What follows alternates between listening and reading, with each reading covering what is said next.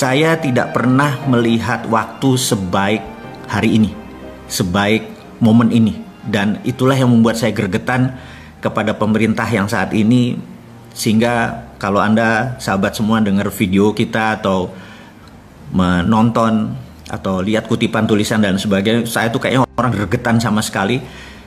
Itu tidak lain tidak bukan karena momen ini tidak akan kembali seketika atau tidak akan kembali lagi. Dalam bisnis ada 4 hal yang paling penting. Nomor 1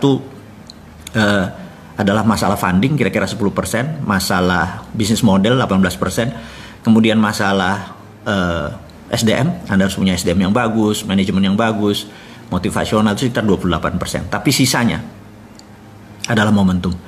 Tanpa momentum, tanpa timing yang tepat, bisnis Anda nggak jalan bagus, negara Anda pun tidak jalan bagus gitu ya.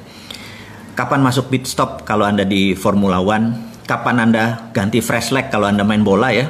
Waktunya 45 menit. Saya sangat mengidolakan seorang coach yang namanya Alex Ferguson. Dia di menit 60 sampai 70 adalah menit di mana dia mengganti fresh leg atau kaki yang segar yang baru. Dan ketika dia masukkan 1 atau 2 orang itu game changing. Walaupun cuma 20 menit terakhir itu bisa merubah skor gitu ya. Nah, melakukan penggantian dengan timing yang tepat dengan orang yang tepat itu adalah seorang manajer yang luar biasa. Nah, di negara kita ini sudah waktunya udah 60 menit. Menurut saya masanya kita ganti fresh leg, ganti strategi. Kalau dulu formasinya 4-3-2-1 kayak Christmas tree, kayak pohon Natal, yaitu yang di depan namanya infrastruktur. Itulah pemerintah kita waktu itu. Jadi 4-3-2-1 yang di depan adalah infrastruktur. Tapi sekarang ada COVID, sekarang ada deglobalisasi, sekarang ada trade war yang semakin meruncing. Formasi 4-3-2-1 nggak akan jalan. Jadi saya cuma mengingatkan the best defense is good offense. Saya selalu mengingatkan pertahanan yang terbaik adalah menyerang. Jadi formasinya harus 4-2-4, 4-3-3, taruh 4 striker di depan, baru kita menjadi top scorer gitu ya. Dan saya nggak lihat saat ini kita melakukan formasi 4-2-4 atau formasi menyerang. Saya masih melihat kita malah full defense. Kita menguatkan sektor keuangan, kiper kita dibuat yang kuat, back kita dibuat yang kuat, penyerangnya nggak tahu siapa yang sekarang yang menyerang. Jadi skornya nggak mungkin pernah tinggi. Mungkin kita nggak kebobolan gitu ya, yaitu inflasi kita rendah, trading kita mungkin biasa-biasa aja, tapi kita nggak akan pernah jadi champion gitu ya. Nah, saya sangat mengharapkan Indonesia itu menjadi champion. Waktunya kapan? Waktunya itu sekarang. Ini yang akan kita mau urai. Jadi termasuk nanti menyambar harga emas ya. Jadi gini, kita tahu negara ini terjadi perang, kita tahu. Dan saya berkali-kali bilang, sekarang adalah the world in economic warfare. Atau dalam ekonomi dunia saat ini dalam keadaan perang. Jadi strateginya pun harus dirubah. Bahkan Anda sebagai UKM, Anda sebagai pengusaha, Anda sebagai profesional, Anda harus rubah semuanya demi memenangkan perang atau survival of the company atau survival of the nation atau survival of your family gitu ya. Mulai dari sana. Nah, kita mulai dulu sekali lagi. Saya akan ulangi dengan how the world work, bagaimana cara dunia bekerja. Tanpa Anda memahami cara dunia bekerja, Anda tidak paham apa ini yang terjadi. Jadi kita tahu di tahun 45 ada namanya global theater atau apa global theaters itu? Ya kayak tontonan global gitu ya. Kita tahu Amerika dari dulu berambisi menjadi number one country who rule the world gitu ya. Ini harus saya ulang-ulang terus. Saya ulang-ulang terus. Si ontohot, si kampret Amerika itu adalah negara yang dari dulu ingin menjadi negara yang control the world. Jadi mulainya dari 1900. Saya ulangi lagi ceritanya, Anda bosan-bosan tetapi Anda akan paham maksud saya sehingga tahu nanti apa yang harus dilakukan dengan bisnis kita. Bayangin, sesuatu yang besar nanti bawa ke bisnis kita.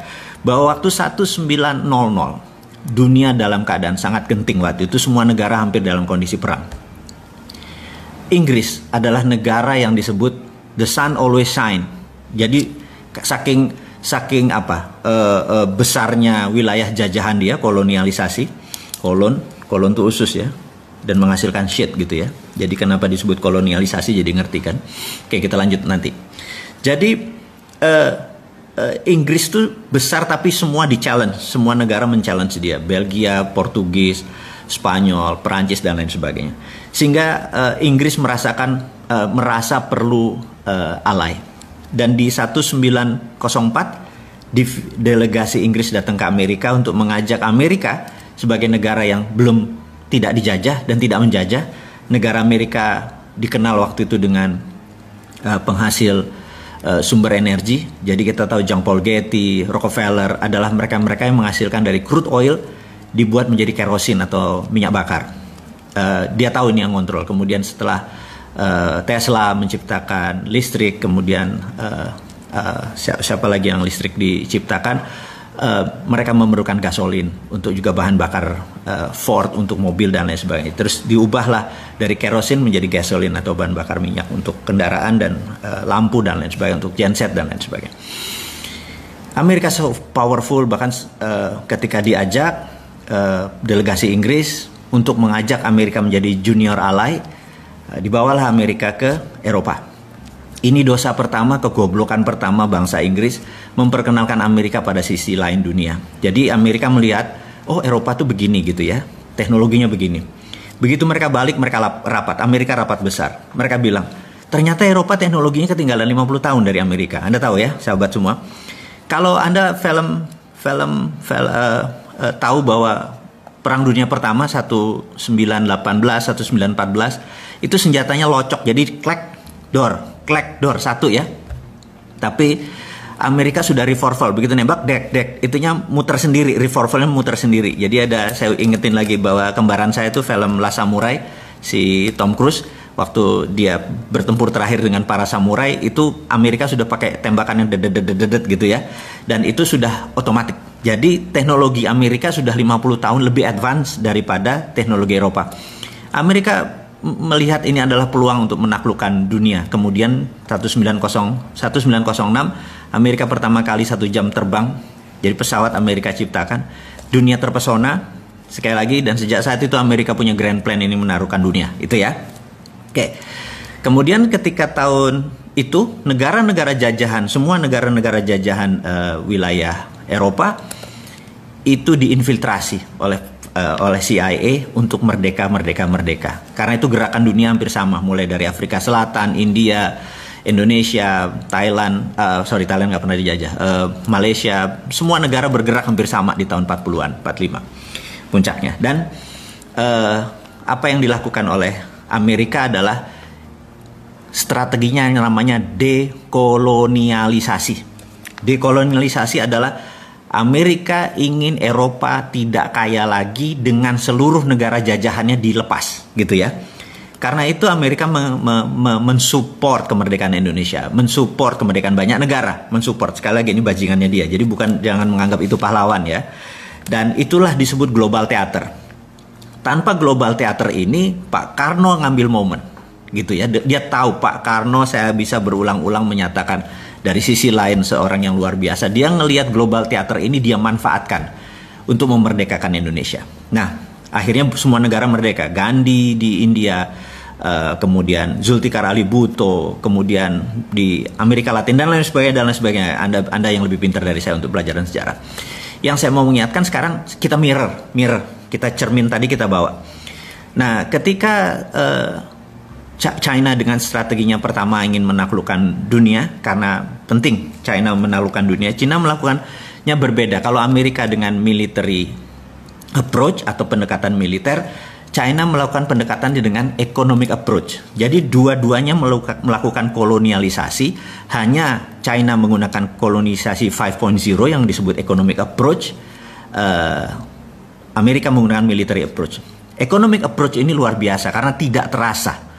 Bahkan kekomunisannya Cina pun tidak terasa, gitu ya.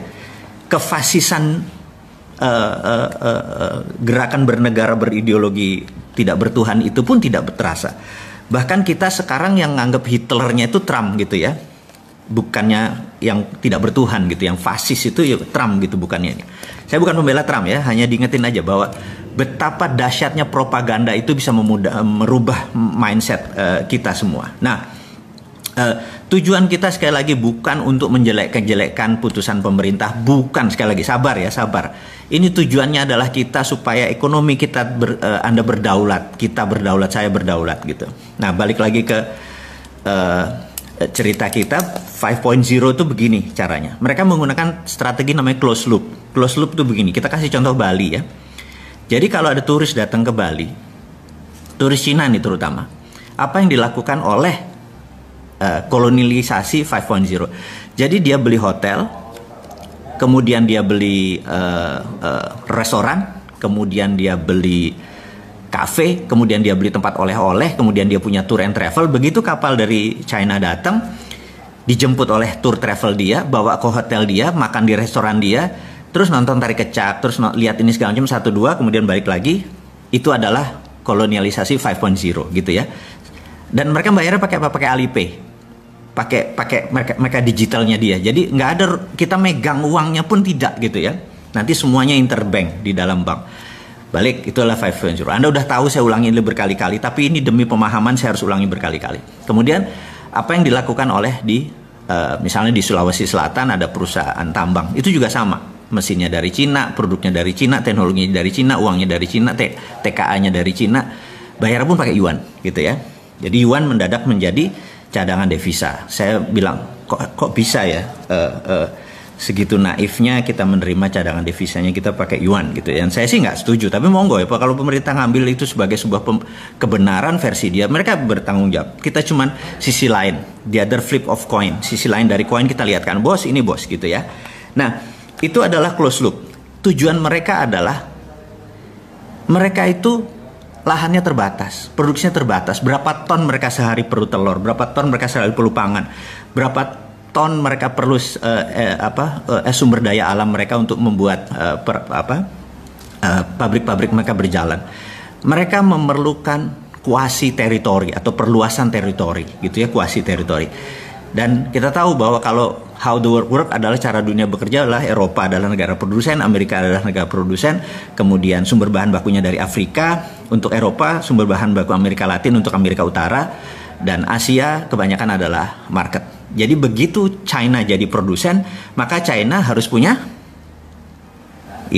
sumber bahan baku. Jadi Asia Tenggara adalah targetnya China. Jadi yang tadinya, dan ingat, beda market. Kalau negara itu dijadikan market, negara tersebut nggak boleh miskin, nggak boleh kaya. Jadi di trap antara 3.500 sampai 5.000. Tapi kalau negara bahan baku itu harus miskin. Seperti Afrika harus miskin, Amerika Latin harus miskin, penuh dengan hutang. Amerika Latin penuh dengan hutang. Dan jadi mengapa kita di trap? Karena kita negara penghasil untuk negara produsen. Kita nggak boleh jadi negara produsen. Ini kurang ajar. Ini namanya 5.0. Nanti saya ceritain bagaimana kurang ajarnya on tohot Amerika gitu ya. Sabar. Jadi balik lagi kita ke penyeimbang sekarang. Penyeimbang. Apa yang Amerika lakukan? Amerika sama bangsatnya gitu.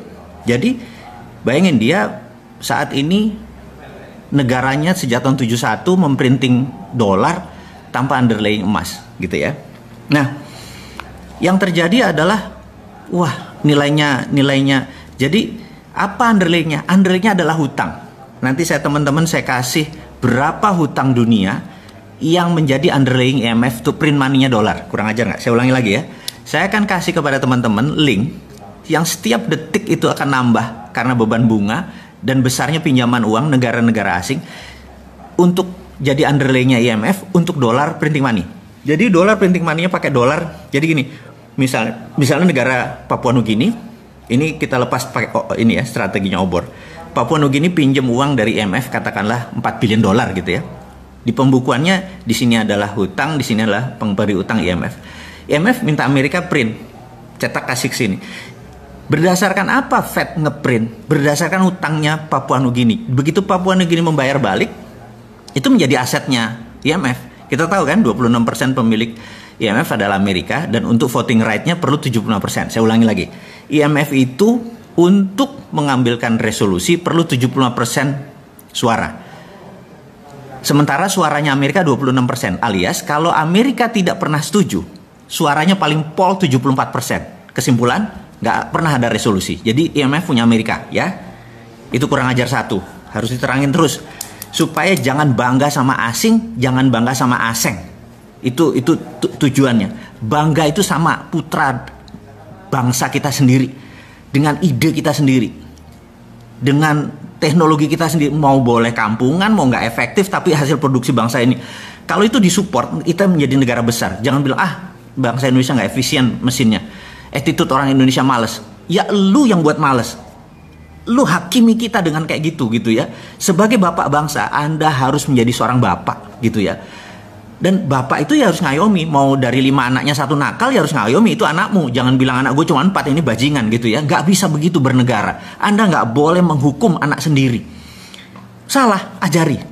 Salah, beneri gitu ya. Mereka kurang ajar, mereka durhaka. Biarin anak durhaka, tapi Anda adalah seorang ayah, Anda seorang ibu. Sebagai pemimpin, ayomi mereka. Nanti kita akan sampai sana.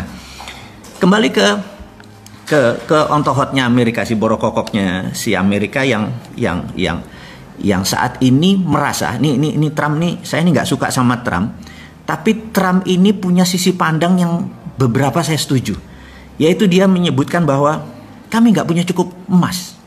Itu kalimat yang cukup. Jadi saya baru mengerti kenapa kemarin gede-gedean emas dari Vatikan ditarik lagi ke Amerika.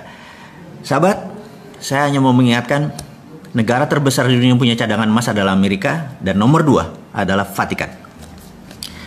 Dan taruhnya di mana? Di UBS. Ingat, logonya UBS sama logonya Vatikan sama, tinggal dibolak-balik aja, itu kunci. Jadi itu sekarang lagi ditarik, gede-gedean lagi ditarik ke Amerika. Karena itu kelangkaan emas di dunia ini sangat banyak, karena itu harga emas bergerak naik. Jadi teman-teman yang di Naran merasakan, kalau Anda dulu pernah beli di 8.500 kira-kira bulan lalu, sekarang Anda udah hampir 1 juta.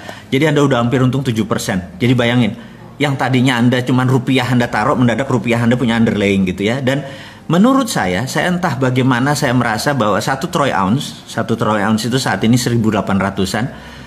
Dan break highs-nya adalah 1.900. Saya percaya 5.000 kena dalam 5 tahun. Apalagi kalau perang. Kalau perang, udahlah, Anda panen. Perang fisik ya, bedil-bedilan ya. Rupiah Anda nggak ada nilainya. Tapi kalau rupiah Anda pakai underlying emas, Anda selamat. Saya bukan mau jualan. Karena di Naran hadir memang rasa concern-nya kita ini, teman-teman ini, ingin menyelamatkan portfolio rupiah Anda. Agar tetap liquid, Anda bisa transaksi setiap hari, Anda masukkan uang tersebut, Anda bisa belanja dengan, kalau lagi perlu uang, pindahin ke BCA, pindahin ke OVO, itu semua bisa gitu ya. Jadi, oke, kita lanjutin lagi bahwa harga emas akan naik. Ya nggak naik tuh nggak langsung besok naik gitu ya, nggak begitu. Naik itu ada trennya, trend is our friend, ada turun-turun sedikit gitu ya. Begitu harga rendah sedikit Anda langsung beli, Anda simpan aja. Dan portfolio Anda bisa keluar setiap, Anda bisa nolkan kok di rekening Anda. Kalau Anda punya 20 juta, Anda mau transaksi, Anda perlu beli DP motor atau beli DP mobil, bayarin aja semua, nggak masalah. Tapi in the meantime, pada saat ini rupiah Anda tercover gitu ya. Ini adalah terobosan saudaraku, sahabatku semua dimanapun Anda berada. Di Naran is the only one debit card berbasis backed by gold di dunia. Dan saya ucapkan terima kasih kepada Bank Indonesia dan Bang Arta Graha yang mensupport kita semua sebagai kastodian, di mana emasnya ada di sana, di mana semua banking sistemnya semua ada di sana, karena bisa menerima sebuah financial revolution yang kita lakukan, bukan sekedar wacana harus begini, tapi di Naran itu hadir untuk sahabat semua, untuk Indonesia gitu ya. Oke, karena apa? Karena harga emas akan naik, apalagi kalau dibalikin lagi, Amerika akan memutuskan bahwa percetakan dolar akan menggunakan underlying emas, dan itu mungkin dilakukan.